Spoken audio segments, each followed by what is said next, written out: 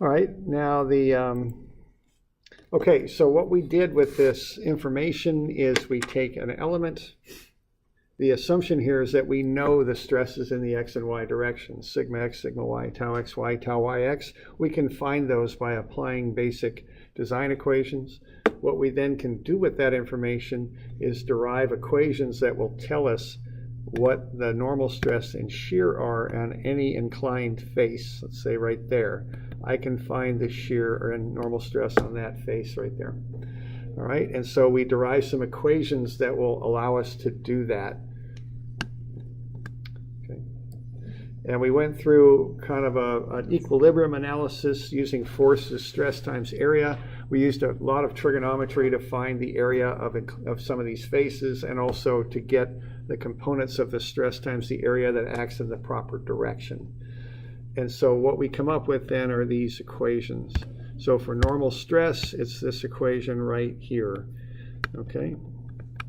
So we've got sigma x1 is sigma x plus sigma y over 2 plus sigma x minus sigma y over 2 cosine 2 theta plus tau xy sine 2 theta. Theta is defined as the angle measured counterclockwise from the vertical plane. Okay. So using that equation, you can find the stress on the inclined face as long as you know the angle to the inclined face and the stresses in the xy directions. Okay. We came up with a similar equation for shear. Tau x1 y1 is negative sigma x minus sigma y over 2 sine 2 theta plus tau xy cosine 2 theta. Now keep in mind I've got a spreadsheet on my Moodle page that you can just input sigma x, sigma y, tau xy, and the angle you're interested in, and it'll kick the stresses out for you. So that's a tool that you could use if you need. All right, so that was kind of a long spiel there, but do we got any questions on what I was covering there? Okay. We went through a couple examples. When I do these, I just plug in the three stresses that are given, plug in the angle, run the numbers. That's about it. Okay. All right. So, given that, why don't we have a look at some of these homework problems that I've assigned. These are due on Monday. So the first one is that. Now that one, I'm asking you to do two different things. I'm asking you to find the stress on plane AB, and both shear and normal stress, and also to find the maximum normal stress and maximum shear stress. So that's what I'm looking for you to do on that. Now, you know, this stuff, the actual calculations are, you know, fairly straightforward. You're just plugging the numbers into the equations and seeing what you get out. The one thing that can be a little tricky on this sometimes is plugging the proper stuff in, okay? So what we have here for this one is we have some standard equations that we're going to use. We're going to have that the normal stress, sigma. What that is P, the load, times the square of the angle divided by A. And then we also have then that the shear is minus P over 2A. So let's make that A like that, 2A times sine 2 theta. Okay. So those are the two equations. Now the thing to do is to come up with the stuff to plug into the equation. Now A is easy enough because that's just what, 25 inches squared. That's just the area of the cross-sectional face. Now for P, what you want is just a load. Now that's 6,000 pounds. But the one thing to notice about that load is it's compressive. It's pushing. So I think you want a negative sign on that. And this stuff all kind of matters, so get the stuff plugged in properly. And then theta, what that is on this one is you want to be careful on that because these angles have very specific definitions that are based on how the equations were derived, okay? So I'm giving you 26, but the angle for this is not 26, okay? Because the angle is defined as a positive angle is measured clockwise from the standard cross-sectional plane. There's the standard cross-sectional plane just cutting across this thing. even though I gave you 26, that is not the angle that you would plug in, okay? The angle you would plug in is right there. So just watch that, okay? And get in the habit of understanding how these equations were derived and how, you know, and using the proper angles. This will come up with the biaxial stuff also. So y'all okay with what I'm getting at there? Okay. Now the other thing I'll point out is that's not a positive angle, that's a negative angle, because the convention for a positive angle is counterclockwise. What I'm showing you there, that's going clockwise, isn't it? So you're going to have a negative angle, it's not 26. It's, you know, it's different. As you know, I think you can figure it out easy enough. But just be sure you're getting everything plugged in there properly and watching your signs. Okay. So, and you know, and so the signs come in the fact that the load is negative, but the angle on this case is also going to be negative because it's clockwise. Okay. And then the last bit for this is that the maximum normal stress, that's just P over A. I mean, you know, it's just the normal stress we've been calculating throughout the class. And then the maximum shear actually is plus or minus P over 2A is what it ought to be. Okay. There's a plus or minus factor on that. Okay.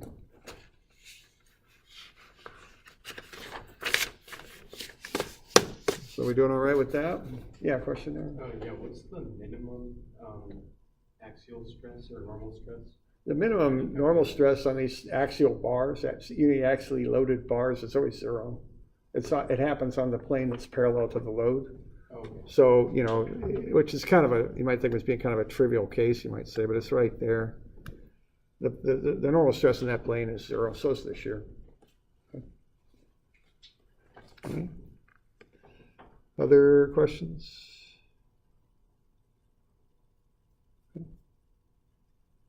All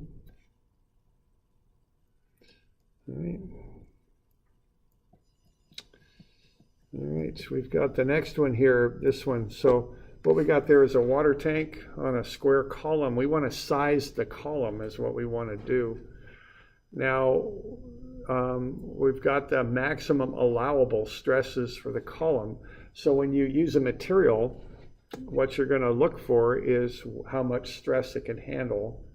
And so here are the stresses that this material we're using to build that column out of.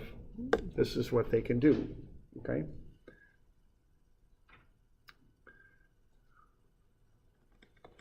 And that would just be determined in a lab. And keep in mind that the lab doesn't care a thing about what you're going to do with their material. They just tell you what the strength of it is. They've tested the compressive strength, the tensile strength, and the shear strength. And they've just told you what it can do. They don't know that you're making a water tank out of it or anything like that. They just went into a lab and tested it. Okay. The other thing is we want a safety factor. Now, safety factors, there's different ways to apply them. I would just apply to the load. Okay. So take the load that you come up with and factor it up by 1.5. That's how I would generally how I handle safety factors. Depends a little bit on, you know, exactly what I'm doing with them, but it's always safe to just take the load and kick it up by 1.5. And that's a reasonable structural safety factor. There's somewhere I think in the region of 1.4, 1.5. So things are designed for 50% again as much load as they think they're going to experience, just to be safe. Okay. All right. So y'all okay with that so far? All right. So what you're going to want to do next is to figure out what's this load. Okay, what's P? Okay, that's the next thing to do, and that's just, and what that is the water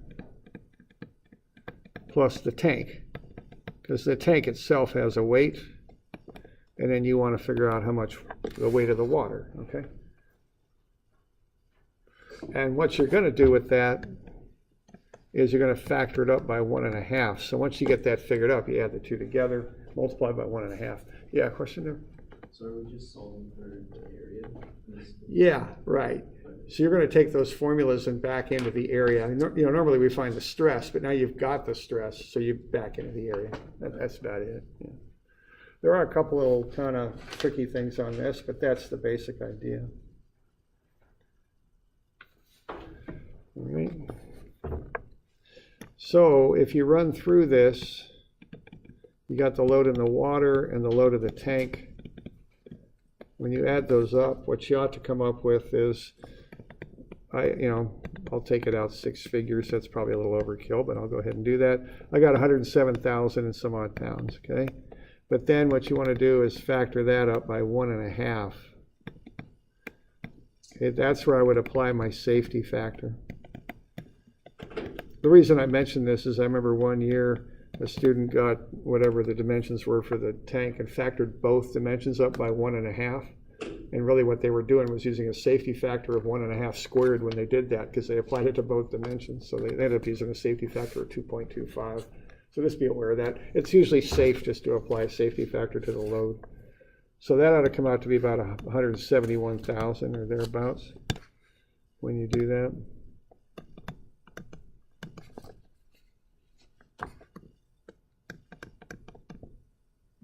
Something like that. So that's the load you're going to use. Okay. Now the next thing you want to do is start to figure up the required area, because you've got the stress that's given there. You know this stuff can handle 3,600 psi in compression, 1,200 in tension, and 1,500 in shear. So what you want to do is figure out how big the column has to be so the stresses don't exceed those values. Okay. Now, one thing to consider on this, though, is what you're using your tank for, because all they did, they took this material in the lab and they tested it, and they give you the allowable strengths. But you're the engineer, you're supposed to interpret those and use them. Okay? So are you going to have compressive stress in that column? I think so. You've got a big weight and you're pushing down on it. I think we're pretty good on that one, right? Okay, so we got to look at that. Are we going to have tensile stress in that column? Yeah, there's nothing pulling on that thing at all. Even at the angles, it's all compression, okay? So you don't got to worry about this. Even though it's given, it doesn't mean you got to use it, because they tested that material to do every possible thing they could think of, and the 3 things that you can think of are compression and tension and shear. Okay. All right, but you don't got to worry about the tensile strength, because there's no tension in a column that's being loaded like that. Okay. And then how about shear? Is there shear in a column like that?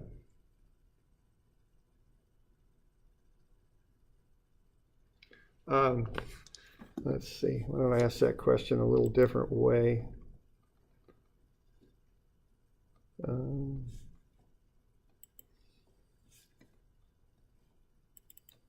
Okay, so what a column is something under uniaxial stress, right? That's what we got. We've got a long, thin column, and we're putting that thing under uniaxial stress.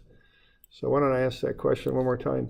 Is there any shear stress in that column? So what I'm asking you is, if you've got a bar and you put it under a uniaxial load, is there shear stress?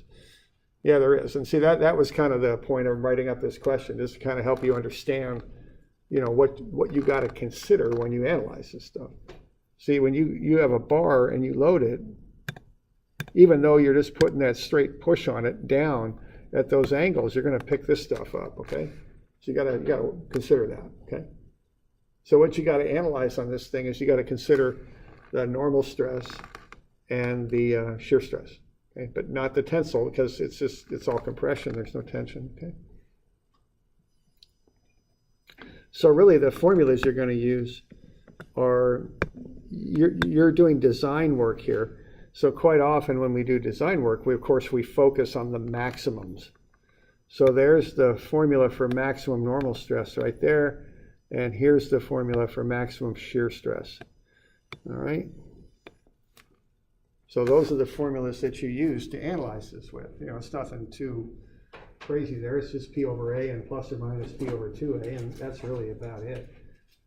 And this stuff's on your formula sheet. It's we're looking at 23 and 4. Those are the numbers of the formulas. They're under axial loads. Okay.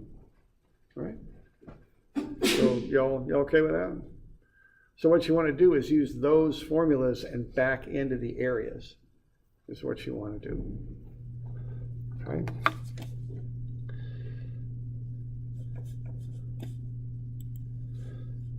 So,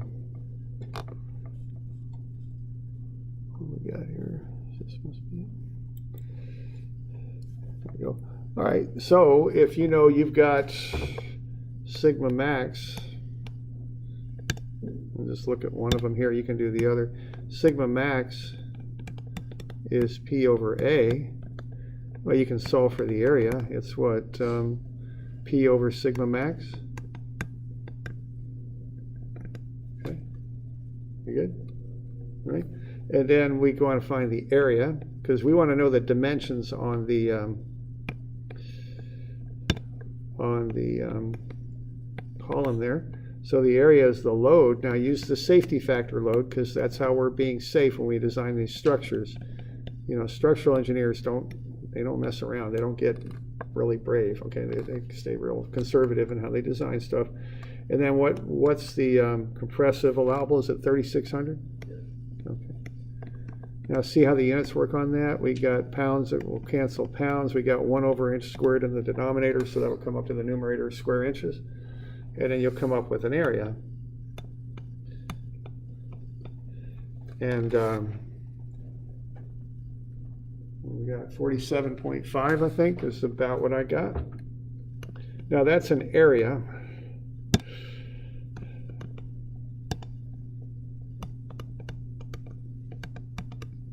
Now I'm asking you to come up with a square column. So if you want to know the dimensions of a square column, you take the square root of the area of the square, right? And so that's going to come up to be a little bit less than 6.89 inches.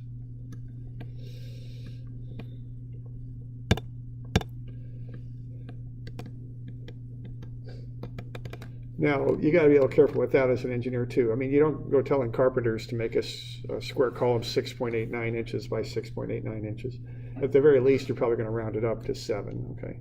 And that's what I'll have you do. Even that, though, would be a little weird. You'd probably go up to 8 in honesty, but we'll just get everybody, you know, the standard way to turn stuff in, just round up to the nearest inch, okay? So what I'm finding here is that if I'm going to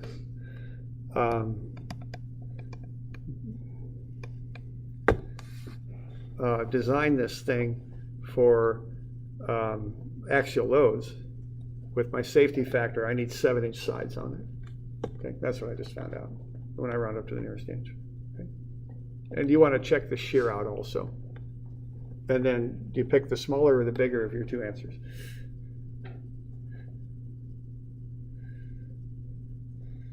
Yeah, I think so. Yeah, that's a fairly obvious question, but I just ask it all the same. You know, when you're doing design work, you want to size up and bring your loads down. I mean, that's to be safe. That's what you do. You make your, you round your sizes up. You round your loads and get your loads down. Okay. All right. So that's the axial stuff. So we got any questions on that? No, this has nothing to do with the height. We're just looking at the cross-sectional area. You know, the height really, we haven't done enough, but we could really talk about that some more. Okay. All right.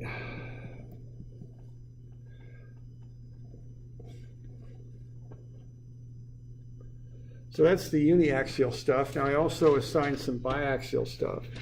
Now this biaxial stuff is very cookbook, okay? What you do with this is you look at one of these, you go, okay, we can just go through one. I'll let you do one on your own. I can go through one here. 191, okay? So you got anybody care? Okay. So 191, what I'm going to do, I'm going to look at that thing and go, okay, I got to fill in that table at the top is what I got to do. So I'm going to fill in sigma x, which is compression at 18,000. Sigma y is compression at 4,000. Tau xy, now that's the one that throws people, of the three. That's the one that's the most challenging usually. Now where that is it's right here. The arrow points up. Okay, that's the x plane, because it's the x-axis is normal to that. It's in the y direction. It's going up. Now I just think in my mind, okay, if that's a board and I put a nail in there and nail it to the wall and I push up on the right side, what's going to happen is that's going to come around that way, and that's counterclockwise, so that's positive. That's my chain of thought on that. Okay. So that's the reference plane. It's always that plane. That's the x plane with the shear stress in the y direction. Okay. And then the other thing, notice I gave you two angles on that. The convention is you use the vertical plane and you measure counterclockwise positive. And there's nothing magic about that. That's just how they derive the equations to begin with, if you go back to that derivation we did. So that's why it's done that way. That's the derivation. And it's always that way. So regardless of what angle you're given, that's the angle you plug in. Okay. And so then you just got the formula and you just plug the stuff in. I mean, that's really about it. Okay. I think the challenge on this is just two things. One is to get all this stuff straight, the beginning information straight, the proper signs and the proper angle and all that. The other is to have some understanding of what it is you're doing. Running the numbers isn't that challenging, but just kind of having an understanding of what you're doing is coming up with the stresses on that little element there, that hatched element. That's what you're doing, okay? And so you just plug the numbers in there, and so the normal stress on the 60-degree plane is 5768. It's compressive, so it's negative, okay? So there we go, 60 degrees. There's our element, okay? That's our reference angle. So the sigma x1, what you're doing there, you're basically taking the original x-axis and you're rotating it. So now the x1 axis is up there. That's how this kind of nomenclature works. It's like you're taking the axis and rotating it 60 degrees too. Or also, I guess I should say. So x rotates up 60 degrees and becomes x prime because it's not on the x-axis anymore. That's what they're talking about there. So what that means is the normal stress on that plane is 5768 compression, so it's negative. Okay.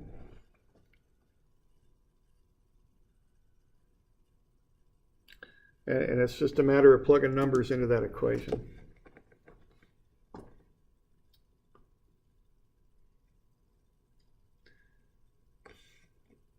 We good with that?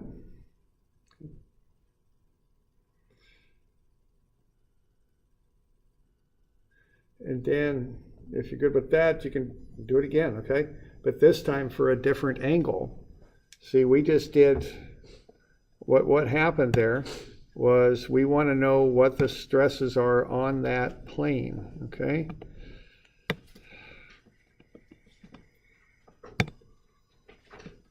Okay. So we're coming off at 60 degrees, and we're drawing an element in there. And then what we just did is we just found the stress on the 60-degree planes. There's two of them, there and there. What we want to do next is find the stress on the other planes. We'll just make those thick straight lines, these two, okay? So what we do is we use the exact same formula, exact same sigma x, sigma y, and tau xy, because they haven't changed. The thing that changes now is the angle. So instead of going at 60 degrees, I'm going 90 degrees further to get to those thick green planes. That's all. I just plug in a different angle. And I run the equation again. And this time I get negative 16,232. It's negative, so that's compression. Like so, all right? Now there's a shortcut formula you can use. It's formula 31 on your formula sheet. And does anybody need a formula sheet? I got plenty of them up here, and they're online too if you're listening online. Okay. Yeah, I got plenty of them if you need one. Okay. They're blue. I'll make them blue, at least here in class, so you can find them. Okay. All right, so I just run the same equation again with a different angle. You know, I can put whatever angle I want in that equation, you know, whatever, it will come out just fine. So, you know, I just put a different angle in there, run the numbers, and then I get the stress on that plane. Now, now that's a lot of work. You know, if you got a spreadsheet or something, it's not bad at all. But if you're doing them by hand, that's a bit of work. So, No, I think I have it.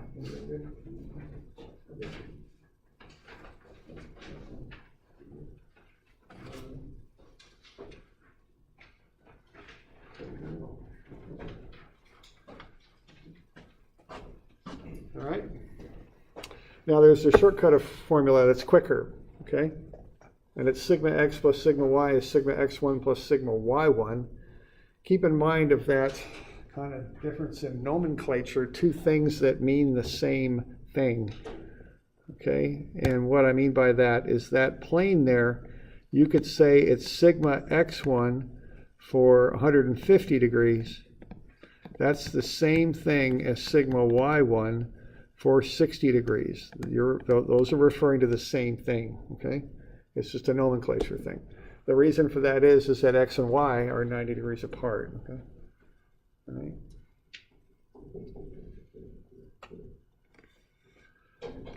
All right.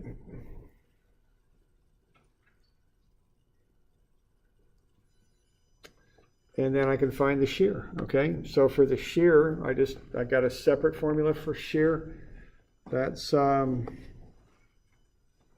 the heck that thing is, that is formula 26. I just plug the same sigma x, same sigma y, same tau xy, and an angle of 60 in there. Remember the formula though calls for 2 times 60, so it's 120 that goes into the formula. Run the numbers on that, I get 5062. Okay.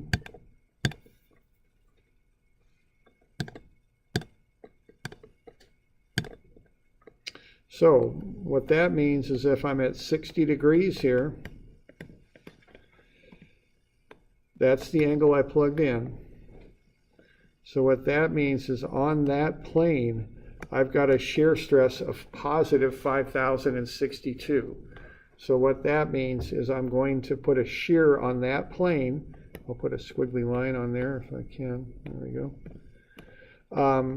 That is positive. Now what positive means, it's like the couple moment sign convention. Counterclockwise is positive. So what I got is that. The shear on both of those planes, they're both the same plane. You know, they're just two sides of the same plane basically. That if you think of that as being a couple, that would rotate the element counterclockwise. Okay, and then what happens is the other two shears meet in the corners. They got the opposite sign, so they'll meet there, okay? That's how that goes. So what you can now do is put all those three things together and create the total sketch for the element there, okay?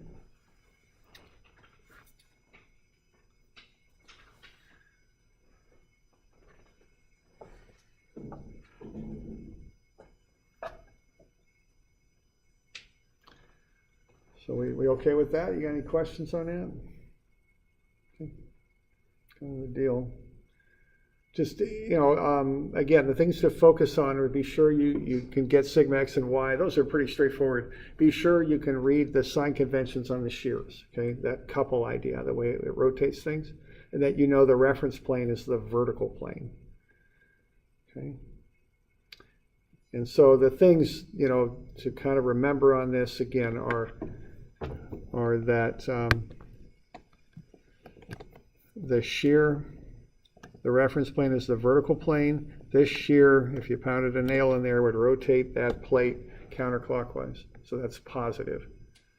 And that's the reference plane, the vertical plane. The other thing is be sure you can identify the proper angle. Even if you're not given it directly, the proper angle is measured counterclockwise from the vertical plane. Okay.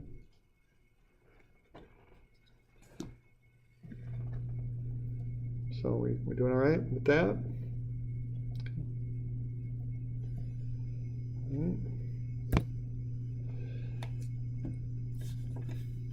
So that's just a run through on one of those.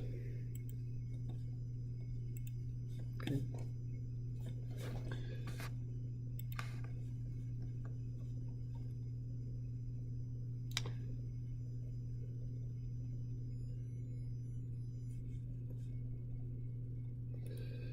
All right.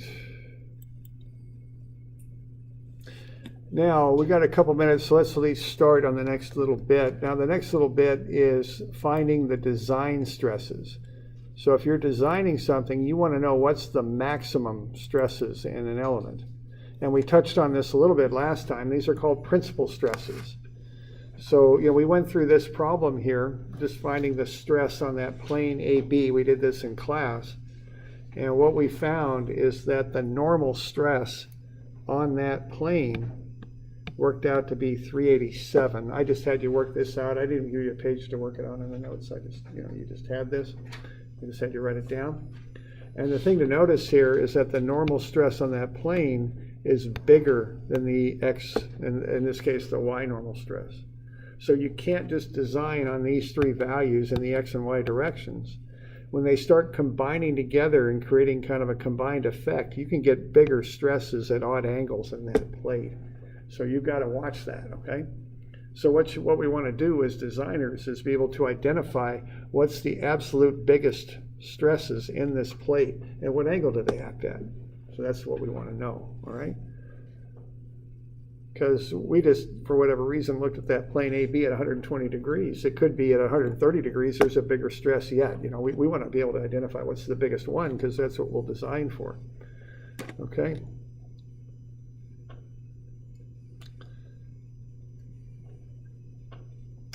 So let's go in there and kind of figure out a way to do that. Now, this is another thing. This is kind of a bit of a derivation. It's a little bit complicated, but we're not going to get too hung up on that. We're going to get more focused on what a principal stress is and what it means. So the principal stress is the maximum stress in an element like that. And we want to know it so we can design that element so it will handle the biggest stress that occurs. So the way you find it is you start off with your basic normal stress equation. That's equation 25. And we want to find a maximum and minimum for it. And the way you do that is you take a derivative and set it equal to 0. So we're going to take the derivative of the normal stress with respect to the angle and set that equal to 0. Okay, now sigma x and y and tau xy are known constants. The variable in there is the angle. So we just take the derivative of these things, sigma x plus sigma y over 2, those are all constants. That just goes to 0. I'm on page 330, I think. Okay, here we're going to take the derivative of cosine 2 theta and get sine 2 theta, but it's actually minus sine 2 theta. We're doing a little bit of a chain rule derivative there so that a negative 2 is going to come out front, and that's a constant, so it just comes along for the ride.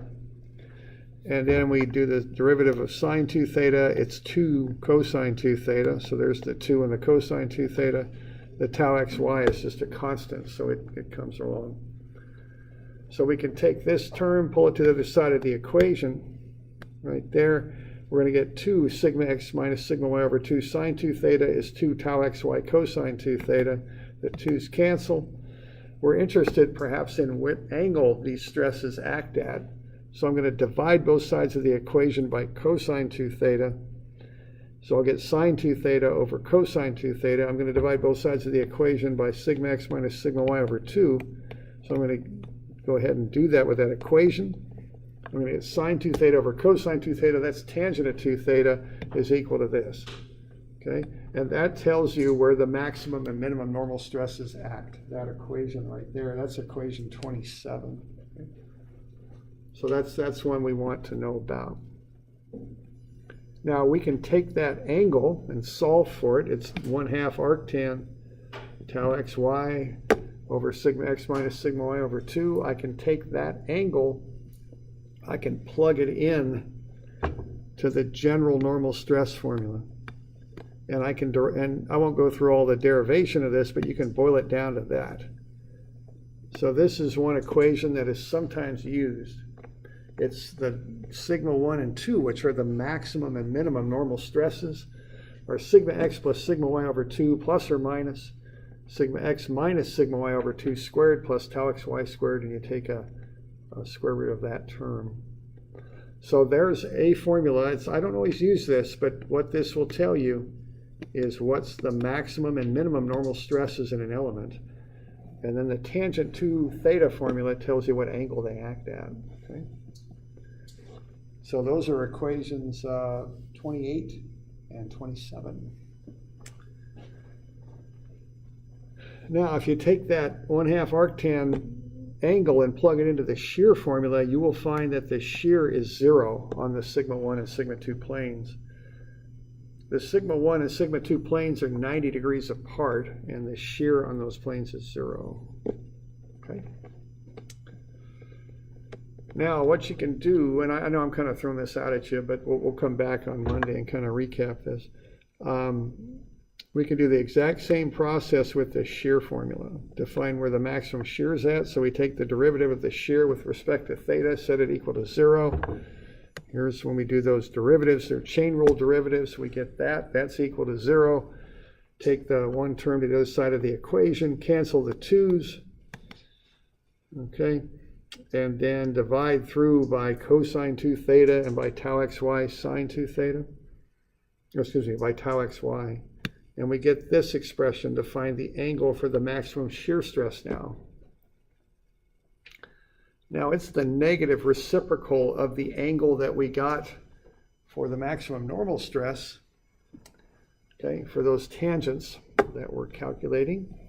So if the tangents of two angles, tangent is slope, if they're negative reciprocals of each other, that means the angles themselves are 90 degrees apart.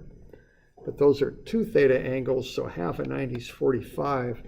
So the maximum shears are 45 degrees away from the maximum normal stresses. We can take that angle and plug it into the general shear formula, and we get this expression for tau max. We can take that angle and plug it into the general normal stress formula, and we get the sigma x plus sigma y over 2, which is sigma average on the tau max planes.